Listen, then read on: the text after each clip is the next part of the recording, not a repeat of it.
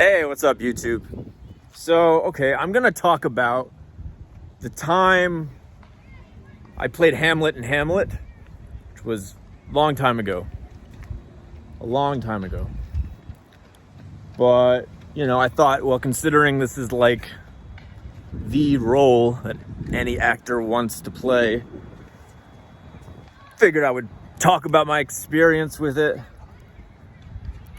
Truth be told, it really messed up my mind psychologically being in this play. But I'll go back to the beginning of the process of the auditioning and first the auditioning. So I went in, I did a monologue. I think it was which one was it? I think it was that this too solid flesh would melt. Yes, it was that one. And I kicked ass. People say, the best acting is subtlety. It's just like one of these things people say. I just went big. I mean, when he says, "Oh God," in that monologue, right? There's a part where he goes, "Oh God, oh God." I screamed it.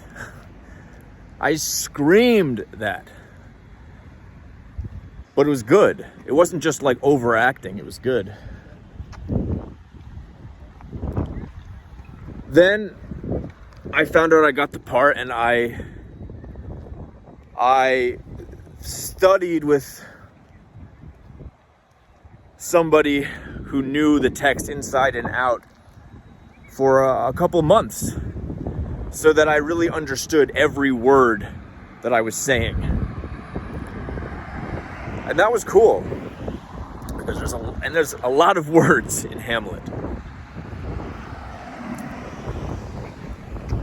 So I knew every single thing, every single line, every single sex joke, because there's a lot. Every single quip, every single aside, every single reference. Whenever they reference something from the 1600s, I knew what that meant. I mean, you got to think about it. Like, if you watch any show, especially South Park, they're constantly referencing topical things in, culture at the time. So Shakespeare was doing the same thing. So I learned all of that. Then we started rehearsing. About a month of rehearsals, maybe a little more. And the director was a guy no one really liked. He wasn't really a people person. I didn't like him at the time, truth be told, but I've come to realize that, sometimes you don't like your boss, but they get the best shit out of you in the end. And that's what matters. And that's what happened, And not just out of me, he got the best shit out of every single other person in that play. Because everyone was too terrified of fucking up. And there was a lot of rehearsal. Even though it was a month, we were rehearsing a lot. And there's this amazing energy in this role, in the whole play. But there's this amazing energy, and especially playing Hamlet, you really get to kind of play with the connection between the actor and the audience. Not to mention, you're doing 5 soliloquies, which is like a Shakespearean monologue directly to the audience. And the director actually he wanted me to really make eye contact with various audience members as I was doing the soliloquies, which I did. And it was great. See, in live theater, as opposed to film and TV, a lot of it is about the connection between the audience and the performance on that particular night or day if it's a matinee. And Every single theatrical performance, I don't care if you perform it twice, if you perform it 2,000 times, every single time is going to be different because it's going to be a different audience. Especially in a Shakespearean play like Hamlet, where there's a lot of jokes. Sometimes the audience gets them, sometimes they don't.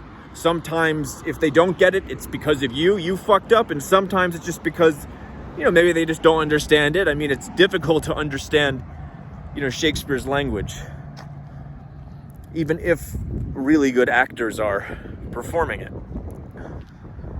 But this part is so meaty. And there are these soliloquies right to the audience. You almost get to play with with this part, you get to kind of play with even the whole concept of theater, if that makes sense.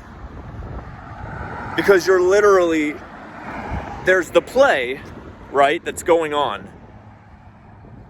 But there's always this kind of feeling that the audience and the person playing Hamlet are kind of in on something together, which can be a pretty magical experience. Also, I mean, how many times in the play does Hamlet kind of pretend to everyone around him, the character, and yet the audience really is the only one that really knows what's up.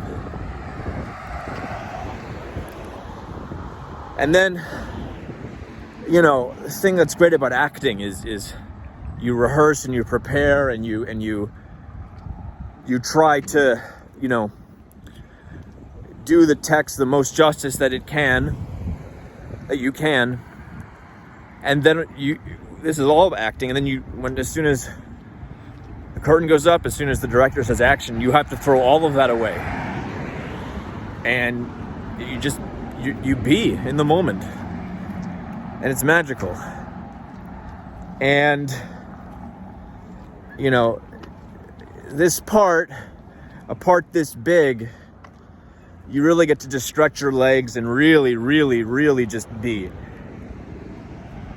as you're doing this character. Also, he's a bit of the whole play, he's being very deceptive. He's a bit of a trickster at parts. And it's just really magical to have that be the thing you play with.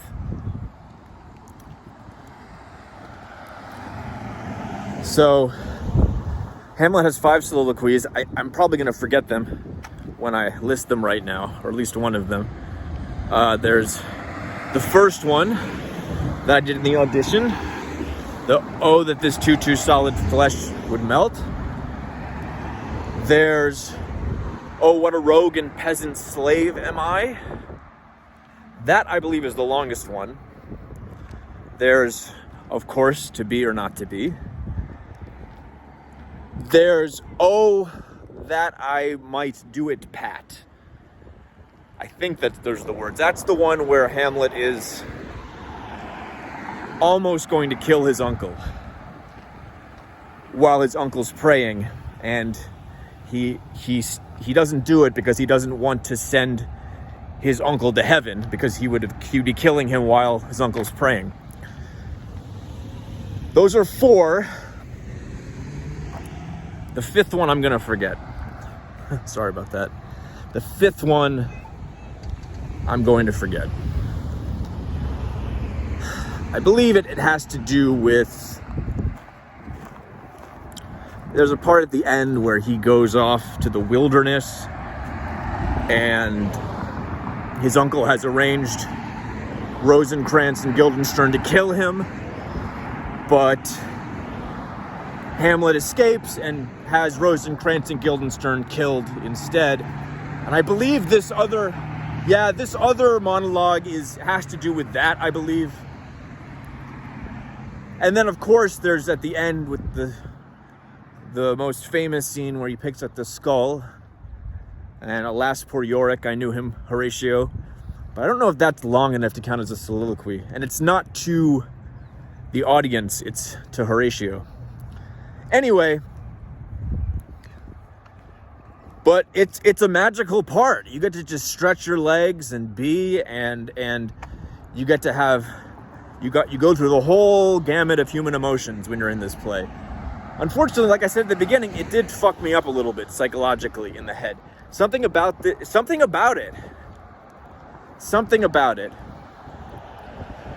It probably had a lot to do also with if you play Hamlet in Hamlet, every actor, this is their dream.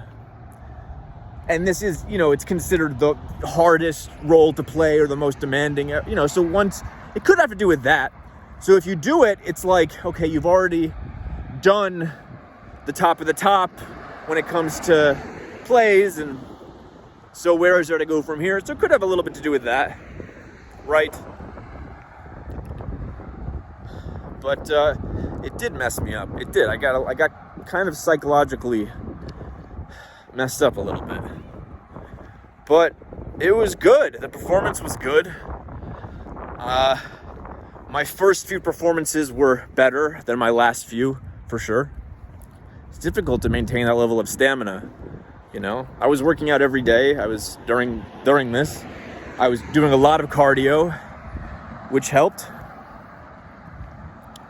Because it's just stamina and not letting it get wooden at the same time. As soon as it gets wooden, it's just all downhill from there. So, and I definitely had at least one or two bad performances, for sure. It's great. It's a fantastic play. I love Shakespeare overall. Shakespeare is, people say it's like the ballet of theater. It's like how it's like classical technique. I don't know if that's so true. There's a lot of stuff in Hamlet that's very relatable. There's a lot of jokes, a lot of puns, a lot of really, really, really dirty humor, like all throughout. A lot of dirty humor. And I like that because I have a little bit of a humorously dirty mind myself. So that's cool. I like that.